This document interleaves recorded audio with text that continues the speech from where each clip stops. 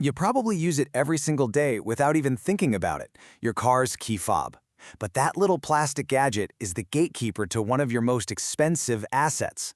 In this explainer, we're going to dive deep into how that wireless tech can be turned against you. And we're pulling everything directly from a comprehensive technical guide on the subject. Okay, first, a quick but really important note. What you're about to see is part 4 of a 10-part tutorial. It's all based on an extensive research report from Virtualization Options LLC. Everything we cover here is for informational and educational purposes only. The full report itself, that's classified as internal research. All right, with that out of the way, let's get into it. I mean, really think about it. You trust this little button with an asset worth thousands, maybe tens of thousands of dollars. But should you? You click it, the car unlocks. It feels secure, it's seamless. But that very convenience has also created a huge target for attackers. We're going to explore the exact vulnerabilities that researchers have been warning us about for years, showing just how fragile that trust can be. Let's start with the most basic method, the granddaddy of all key fob attacks. This is the simple replay attack. It's a classic technique that targets older, less secure vehicle systems. It's incredibly straightforward, it's effective, and it perfectly illustrates the fundamental challenge of wireless security. So what makes a replay attack even possible? Well, it all comes down to something called a fixed code system. These older, legacy key fobs send the exact same digital code every single time you press the button. It's like using the same password for everything, forever. And that simplicity, that's its greatest weakness. And here's the crucial point. The attack is devastatingly simple. An attacker just needs a pretty basic radio device to listen in and capture that fixed code when you use it.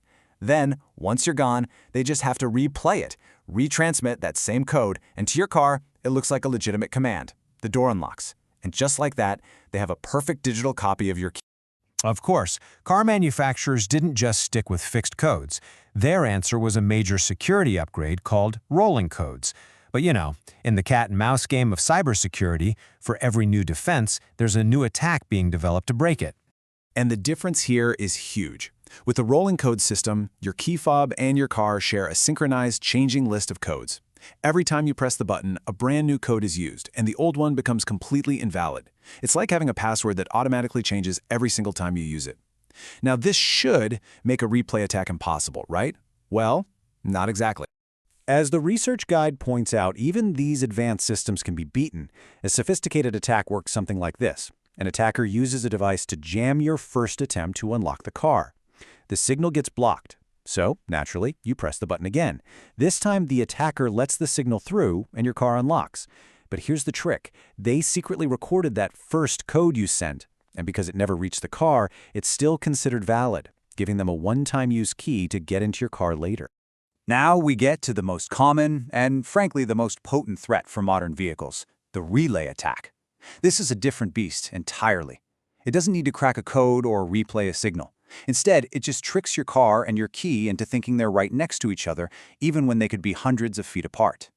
This attack specifically targets those modern passive keyless entry systems. You know the ones, you don't even have to press a button. You just walk up to your car with the key in your pocket and the doors just unlock.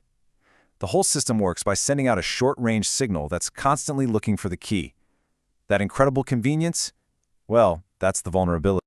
So how does it work? It's a two-person job. You have one attacker standing by your car with a relay box. The second attacker gets close to you and your key. Maybe they're outside your house or near you in a coffee shop. Their device picks up the faint signal from your key fob and relays it to the first box by the car. They essentially create an invisible bridge, tricking the car into believing the key is right there. The doors unlock, the engine can be started, and they can be gone with your car in seconds. Now, not every attack is about stealing the car itself. The research also highlights a simpler method that's designed to create an opportunity for a more traditional break-in, the jamming attack. The psychology of this attack is really fascinating. You get out of your car, you press the lock button, and you hear that familiar chirp. But an attacker nearby is blasting a powerful radio signal that blocks your command from ever reaching the vehicle. You walk away confident that your car is secure, but in reality, it's been left wide open. So we've walked through replay attacks, beating rolling codes, relay heists, and jamming attacks. And these are more than just clever technical tricks. Let's distill this all down to why this is critical knowledge for anyone who owns a modern vehicle. The crucial point is this. These exploits lead directly to serious, real-world risks. we're talking about unauthorized access to your belongings, and in the case of relay attacks, we're talking about outright vehicle theft. It really forces us all to confront this constant trade-off we make between the convenience of wireless tech and the security vulnerabilities that can come with it. And that brings us to our final thought. We've gone from physical keys to fixed codes to rolling codes to passive entry. Each step forward brought more convenience, and in turn, new vulnerabilities. So as our cars become rolling computers, more connected than ever before, the real question is, what comes next? And where is that next vulnerability hiding in plain sight?